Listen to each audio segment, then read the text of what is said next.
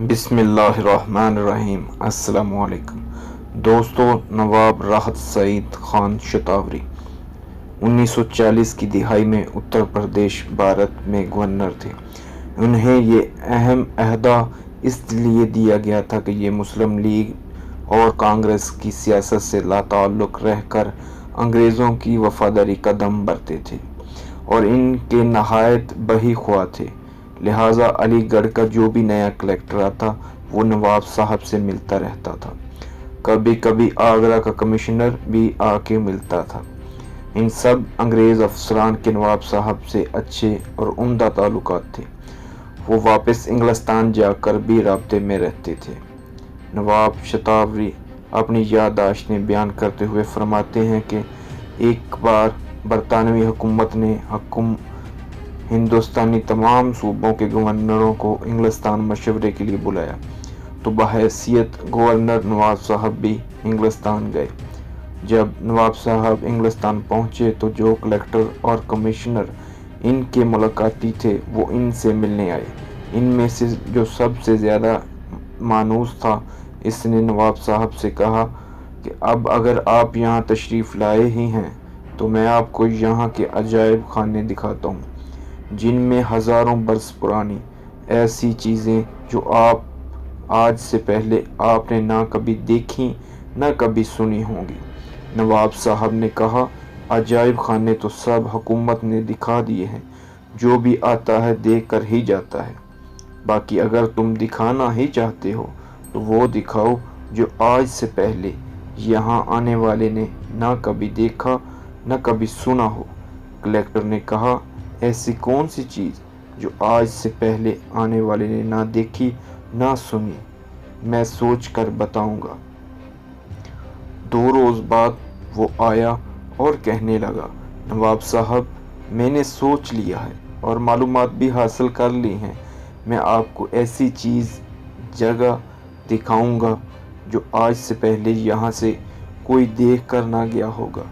नवाब साहब खुश हो गए। कहा, ठीक है। कलेक्टर ने कहा, पासपोर्ट दो। वो जगह देखने के लिए हुकूमत बरतानिया से इजाज़त लेनी पड़ती है, इसलिए पासपोर्ट की ज़रूरत है। 2 रोज़ बाद वो अंग्रेज़ कलेक्टर अपना और नवाब साहब का तहरीरी इजाज़तनामा लेकर आया और कहा, कल चलेंगे, लेकिन मेरी मोटर पर नहीं, क्योंकि सरकारी मोटर की इजाज़त नहीं है। अगली सुबह नवाब साहब और अंग्रेज़ अपनी मंजिल की तरफ रवाना हुए। शहर से बाहर निकले तो सड़क की दाईं जानब जंगल शुरू हो, जो जूं आगे बढ़े जंगल घना होता गया। सड़क पर ना कोई ट्रैफिक ना ही कोई पैदल चलता दिखा। नवाब साहब इधर उधर देखते जा रहे थे। चलते चलते आधा घंटा हो गया। नवाब साहब ने कहा, क्या दिखाने जा रहे हो? कोई तालाब या कोई खास जानवर? उस जगह ना आबादी ना आमदोरफ्त, और कितना दूर है? अंग्रेज़ ने कहा, बस थोड़ी दूर। जगह थोड़ी देर तक आ ही गई। एक बहुत बड़ा दरवाज़ा जो बिल्डिंग का लग रहा था, जिस पर फौजी जवान खड़े पहरा दे रहे थे। अंग्रेज़ कलेक्टर ने उतरकर अपना और मेरा तहरीरी इजाज़तनामा और पासपोर्ट दिखाया। उन्होंने वो चीज़ें रख लीं और इजाज़त दे दी और कहा कि अपनी मोटर छोड़ें और अंदर से सरकारी मोटरें खड़ी हैं, इनमें से एक ले जाइए। नवाब साहब और अंग्रेज़ कलेक्टर इन मोटर पर बैठकर एक पतली सड़क पर चलते रहे। नवाब साहब ने देखा कि ये बड़ा दरवाज़ा किसी बिल्डिंग का नहीं था, बल्कि इसकी दोनों दीवारों पर घनी झाड़ियाँ थीं, जिनसे किसी का गुजरना नामुमकिन था। मोटर चलती रही। घना जंगल, कांटेदार झाड़ियों और दीवारों के अलावा कुछ न था। नवाब साहब ने घबरा कर पूछा, अब और कितना दूर जाना है? अंग्रेज़ कलेक्टर ने कहा, बस जल्द ही। फिर दूर से एक सुर्ख पत्थर की इमारत नजर आई। मोटर वहीं छोड़कर इमारत की जानब पैदल चलने लगे। अंग्रेज़ ने कहा, नवाब साहब, इस इमारत में आपने जो कुछ देखना और सुनना है, इस पर आपने किसी से कोई सवाल नहीं करना। आप मुझसे बाद में दरियाफ़त कर लेना, क्योंकि यहाँ पर बोलने की इजाज़त बिल्कुल नहीं, बिल्कुल खामोश रहना है। نواب صاحب نے کہا اچھا ٹھیک ہے۔ عمارت کا شروع میں وسیع دالان میں داخل ہوتا ہے، اس کے پیچھے بہت سے کمرے تھے اور دالان میں داخل ہوتے ہی کمرے سے ایک نوجوان باریش عربی لباس پہنے سر پر رومال باندھے نکلا اور دوسرے کمرے سے ایسے ہی دو نوجوان نکلے۔ پہلے نے عربی لہجہ میں کہا السلام علیکم، دوسرے نے وعلیکم السلام کہا۔ نواب صاحب حیران رہ گئے۔ جب ان سے بات کرنے کی کوشش کی تو کلکٹر نے فوراً چپ کروا دیا۔ پھر نواب صاحب نے دوسرے کمرے کی طرف دیکھا کہ وہاں اندر مسجد کی طرف فرش بچھا ہوا ہے، اس پر بہت سے طلباء بیٹھے ہوئے ہیں اور ان کے سامنے ویسے ہی استاد بیٹھے پڑھا رہے ہیں جیسے اسلامی مدارس میں پڑھاتے ہیں۔ وہ بچے استاد سے کبھی عربی میں کبھی انگلش میں سوال کرتے۔ کلکٹر نے نواب صاحب کو سبھی کمرے دکھائے اور ہر کمرے میں جو تعلیم دی جا رہی تھی وہ بھی بتائی۔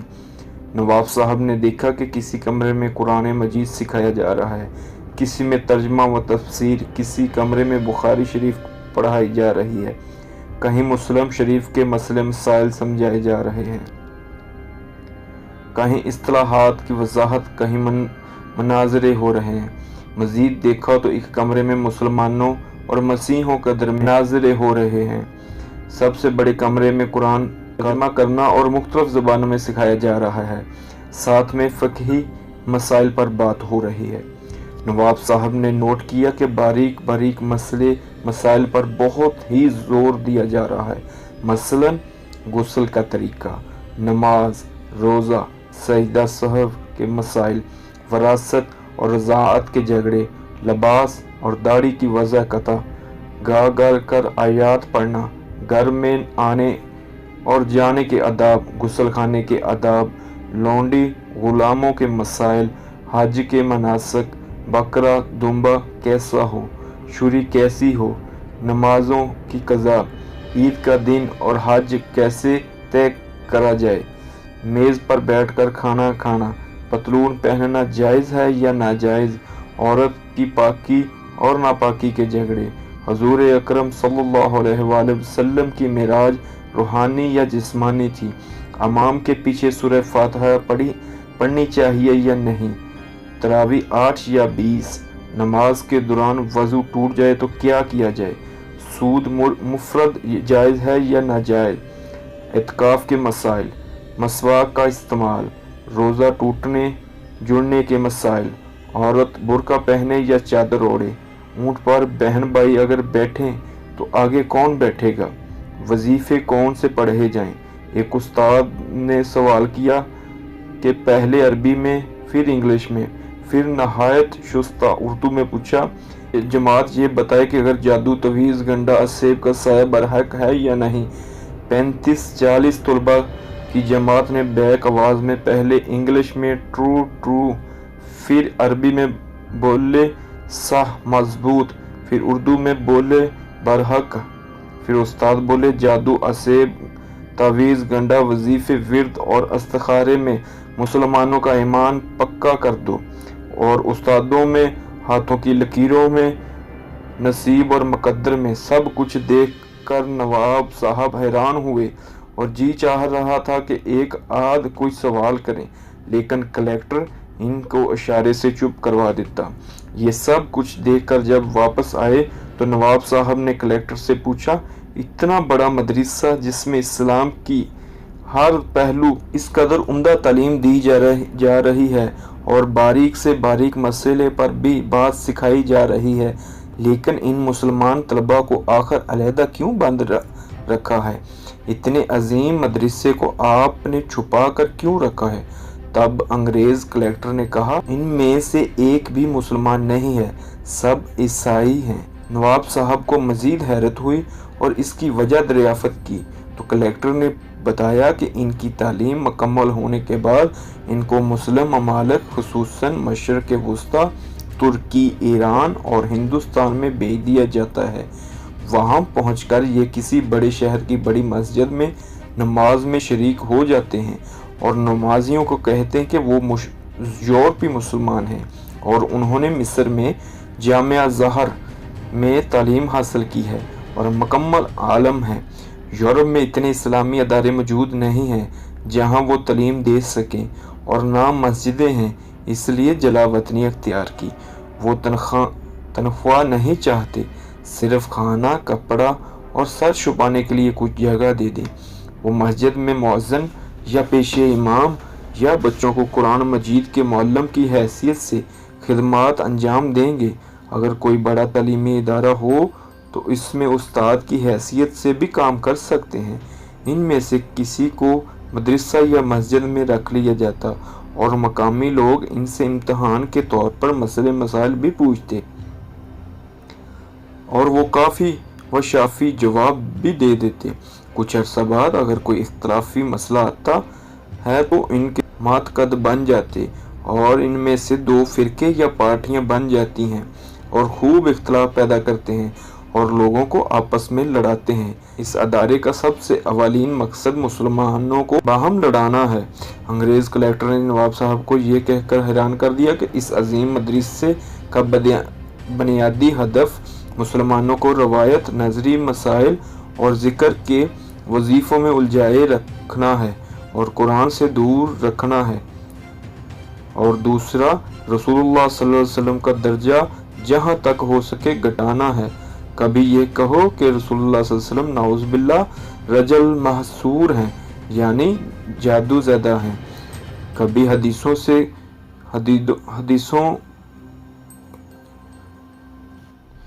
حدیثوں میں سے کہو نبی پاک صلی اللہ علیہ وسلم نے بچی سے نکاح فرمایا تھا، اور یہ کہ آپ ہر رات اپنی 11 بیویوں کے پاس جایا کرتے تھے۔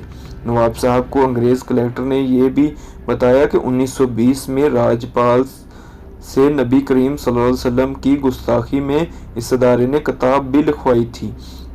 اس سے کئی برس پہلے مرزا غلام احمد قادیانی اور بہاءاللہ کو نبی بنا کر کھڑا بھی کیا تھا۔ اس ادارے نے اور ان کتابوں کی بنیاد بھی لندن کی اسی عمارت سے تیار ہو کر جاتی تھی، اور خبر ہے کہ سلمان رشدی کی کتاب بھی اسی ادارے سے لکھ کر گئی، اور وہ آج کل انہی لوگوں کی حفاظت اور تحویل میں ہے۔ اسی سے ملحق واقعہ جناب حسین امیر فرہاد مدیر ماہانہ سوت الحق پشاور کو کویت میں پیش آیا کہ یہ واقعہ 1979 کا ہے۔ فرماتے ہیں ان دنوں کویت میں ایک پبلک ریلیشن آفیسر تھا۔ ہماری کمپنی کے ڈائریکٹر نے سری لنکا سے گھر کے کام کاج کے لیے خادمہ منگوائی تھی۔ دوسرے دن مجھ سے کہا، اسے واپس بھیج دو، یہ ہمارے کسی کام کی نہیں ہے، اسے نہ انگریزی آتی ہے نہ عربی۔ میں نے اس کے ڈاکومنٹ لے کر ماسیا گیا تو پتہ چلا سری لنکن ایمبیسی نہیں ہے، البتہ برٹش کونسل سری لنکن معاملات کو ڈیل کرتے ہیں۔ برٹش کونسل استقبالیہ نے میرا کارڈ دیکھا تو مسٹر ولسن سے ملایا، بڑے اتفاق سے ملے اور بٹھایا، اور اندازہ لگایا کہ میں انڈین یا پاکستانی ہوں تو اردو میں کہا کہ میں آپ کی کیا خدمت کر سکتا ہوں۔ میں نے سری لنکن خادمہ کے بارے بتایا تو اس نے کہا، نو پرابلم، اسے ہم رکھ لیں گے، تمہارا جتنا خرچہ ہوا ہم ادا کریں گے۔ بتاؤ کہاں کے رہنے والے ہو؟ میں نے کہا پاکستانی ہوں۔ کہا بہت بڑا ملک ہے۔ میں نے کہا میں پشاور کا رہنے والا ہوں۔ وہ پشتو میں بولا، لو یہ ضلع دا، بڑا ضلع ہے۔ میں نے کہا کہ نوشہرہ۔ کہنے لگا بڑی تحصیل ہے۔ گاؤں کون سا؟ میں نے کہا۔ جب گاؤں کا نام بتایا تو اس کی آنکھوں میں ایک چمک اٹھی، پھر ایک ایک کا پوچھنے لگا۔ میں نے بتایا کہ کون مر گیا ہے اور کون کون زندہ ہے۔ میں نے سوچا شاید یہ نوشہرہ میں چھاؤنی کے اندر انڈین آرمی میں رہا ہو یا رسال پور میں، اس لیے ہمارے گاؤں والوں کو جانتا ہے جو اکثر چھاؤنی میں ملازمت کرتے رہے۔ اس کی عمر زیادہ نہ تھی۔ پھر اس نے کہانی سنائی اور کافی منگوا لی، اور انٹرکام پر ریسیپشن پر کال کر کے کہہ دیا کہ میرے پاس کسی کو مت بھیجنا۔ وہ اتنا خوش تھا کہ میں بتا نہیں سکتا۔ کافی کے دوران اس نے بتایا وہ اس کے گاؤں محلہ عیسیٰ خیل میں 4 سال تک پیش امام رہا۔ میں نے پوچھا، آپ مسلمان ہیں؟ اس نے کہا، میں نے 4 سال آپ کے گاؤں کا نمک کھایا ہے۔ آپ کے گاؤں والوں نے مجھے بہت عزت دی ہے۔ میں آپ سے جھوٹ نہیں بولوں گا، میں عیسائی ہوں، یعنی اہل کتاب۔ پھر میرا اور اس کا آنا جانا رہا، और मुझे अपना हमवतन समझता रहा। वो मेरा हम उम्र था। अजब बात यह है कि वो हमारे यहाँ पाकिस्तान बनने के बाद रहा था। एक दिन मैंने पूछा, आप पठानों वाला खाना कैसे खाते रहे? इसने कहा, आप लोगों का खाना तो इतना लजीज होता है, यहाँ कुवैत में भी घर जाते वक्त ईरानी तंदूर से रोटी लेकर मोटर में बैठकर रूखी खा लेता हूँ। जब मैं कुवैत से आ रहा था तो मैंने इससे वही सवाल पूछा जिसे वो हमेशा टालता रहा। मैंने कहा, अब तो बता दो, आप ईसाई होकर पठानों के गांव में रूखी सूखी कैसे खाते रहे और क्यों? काफी देर तक सर झुकाए बैठा रहा, फिर सर उठाकर मेरी तरफ देखता रहा, फिर कहने लगा, अपने मुल्क के मफादात की खातिर बाज़ औक़ात बहुत कुछ करना पड़ता है और जवानी होते ही एडवेंचर पसंद है। हमारे यहाँ लंदन के मज़ाफ़ात में एक मरकज़ है जहाँ नक़्ल व शुबहात देखकर हमें बैरूनी मज़ाहिब और ज़बानों की तालीम दी जाती है। वहाँ से फ़ारिग़ अल तहसील हमें भेजा जाता है। मेरी माँ इटालियन थी, इसलिए मेरे बाल काले हैं और मुझे आपकी तरफ इमाम मस्जिद बनाकर भेजा गया। ये वाक़ई ही पारीना है। अब इस किस्म की ज़रूरत नहीं पड़ती। शायद आपको मालूम ना हो, अफ़गानिस्तान का मुल्ला शोर बाज़ार भी इसी मरकज़ का वर्दा था। गाँव आकर मैंने ईसा खेल के बुजुर्गों को यह वाक़या सुनाया। तालब गुल ने कहा, मुझे शक पड़ रहा था और सभी कह भी रहे थे कि चित्राली है। यहाँ अक्सर चित्राली मौलवी पेशे इमाम हैं जो कि और वो गोरे भी हैं, बिल्कुल अंग्रेज़ों की तरह। तालब गुल ने कहा, चलो भाई, अब 4 साल की नमाजें लुटाएं जो हमने अंग्रेज़ों के पीछे पढ़ी हैं। खाना ख़राब हो इसका। जब मैंने जंगल की हवेली का वाक़या पढ़ा, मुझे यकीन हो गया था कि मिस्टर विल्सन ज़रूर जंगल की हवेली के परवरदा थे। दोस्तों, अगर मेरी वीडियो पसंद आई हो तो वीडियो शेयर कर दें। अगर चैनल पर नए हों तो प्यार से सब्सक्राइब वाले बटन पर क्लिक कर दें।